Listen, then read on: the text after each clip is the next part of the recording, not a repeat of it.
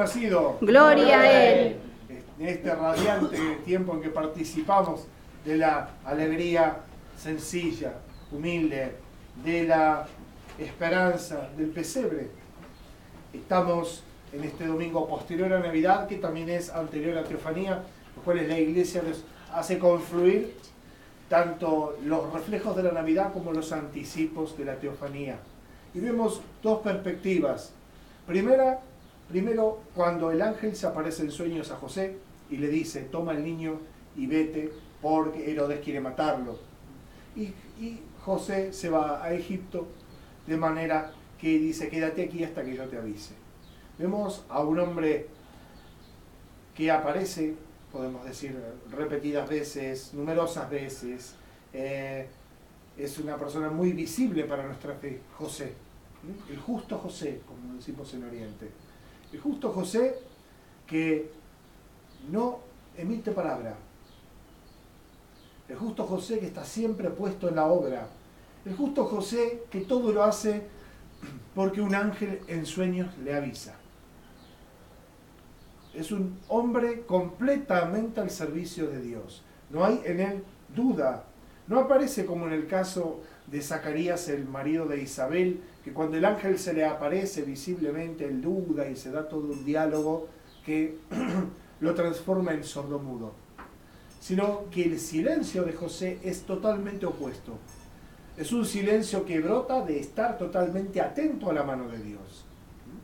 En el otro caso, la sordomudez de Zacarías es un fruto de no estar atento a Dios y de, por lo tanto, por ignorancia, por ligereza, desafiar a Dios. ¿Cómo te voy a creer, Dios? En cambio, miremos el lugar que ocupa José, cómo nos instruye de cómo se ha de seguir a Dios.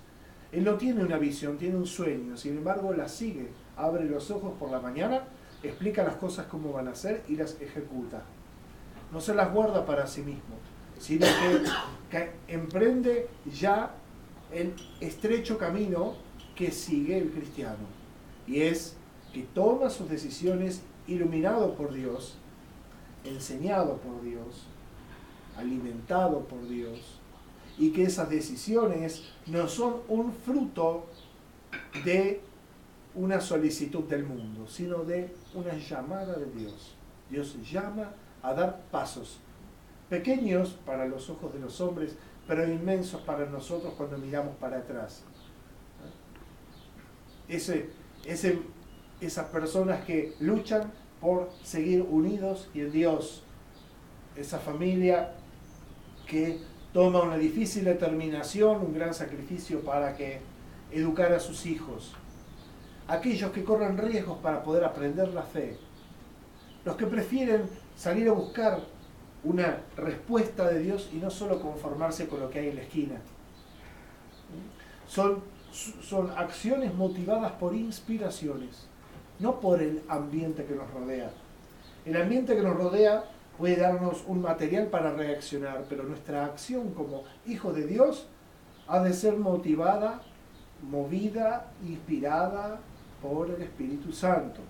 Que no se nos aparece de una manera rimbombante, que no viene a ofrecernos fenómenos extraños, sino que nunca hay que olvidarse que en el corazón de un hijo de Dios el Espíritu Santo habita como en su casa.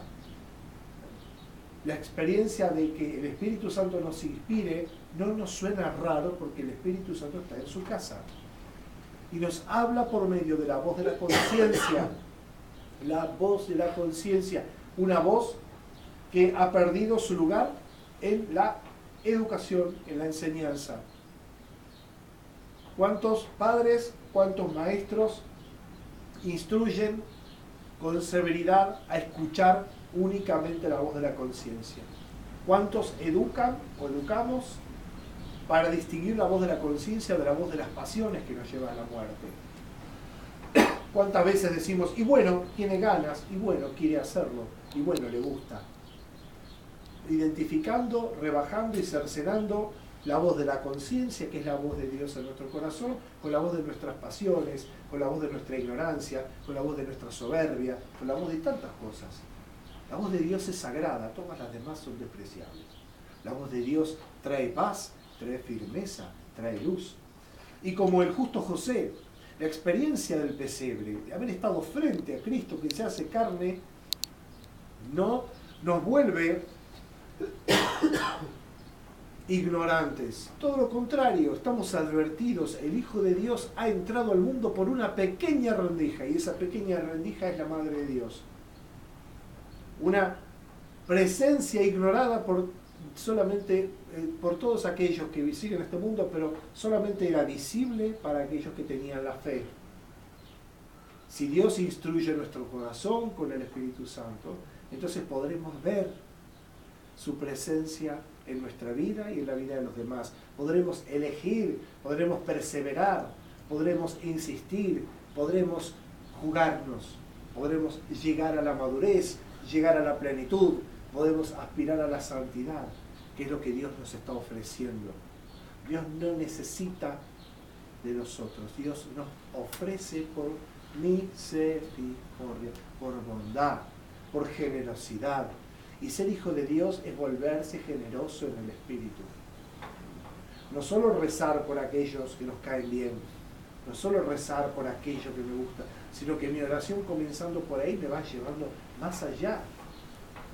Si ustedes aman a sus enemigos, no aman a sus enemigos, ¿en qué se diferencian de los paganos? Dice Jesús. Si el amor no crece en nosotros hasta tal punto de desbordar y de llenar todo lo que nos rodea, entonces posiblemente estemos insistiendo en un amor humano. Estemos solamente poniendo el signo de la cruz a un amor puramente humano, que no es malo, pero no salva, no es limitado. Es limitado. Necesitamos que ese amor humano sea transformado por el amor de Dios. Transformado. No deja de ser humano, pasa a ser divino humano.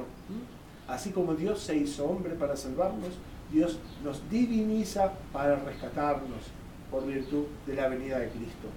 Iluminados por la venida de Cristo, buscamos hacernos obedientes a la voz de Dios, que nos llama al coraje, a la valentía, a la fuerza y a vivir iluminados solo por esa luz, no admitir otra luz en nuestro corazón.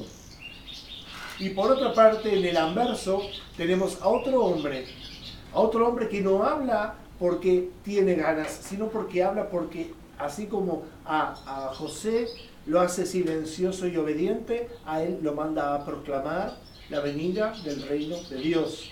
La venida del reino de Dios. Y así como también es incómodo callar y es difícil también obedecer, también es difícil hablar porque Dios nos manda. Y decir tal y tal y tal y tal cosa. Ir delante y abrir un camino, mostrando y señalando el Mesías que viene hacia nosotros. Viene el Salvador, viene el reino de los cielos. Conviértanse, arrepiéntanse. No vemos en Juan el precursor del Señor y Bautista. No vemos a un cómodo, no vemos a alguien que quiere complacer a un público que quiere que le hablen de algunas verdades y de otras no. Juan el Bautista y precursor nos ayuda a señalar la enfermedad para poder identificar la cura. ¿Quién podría llamar buen médico a aquel que nos miente para que creamos que estamos sanos? ¿Y cuántas veces el pueblo todavía así denominado cristiano exige que sus pastores le mientan para no cambiar? ¿Qué se cree el cura que yo vengo acá para cambiar mi vida? ¿En qué grado de enfermedad estamos después de 2000 años de la venida de Cristo para no apetecer la verdad, no apetecer el remedio, no apetecer la felicidad, la plenitud, la libertad, la gracia, la bondad, la misericordia? ¿Cómo pensamos que vamos a ser felices siendo igual de cerrados, de amargados, de mezquinos? Todo eso lo somos por nuestra pequeñez, por nuestra enfermedad. Dios no nos condena con eso, nos señala el remedio, que es distinto. Y al señalarnos el remedio, también tienen que señalar la llaga para que sea curada. Dios tiene para nosotros tanto que no nos alcanzan las manos.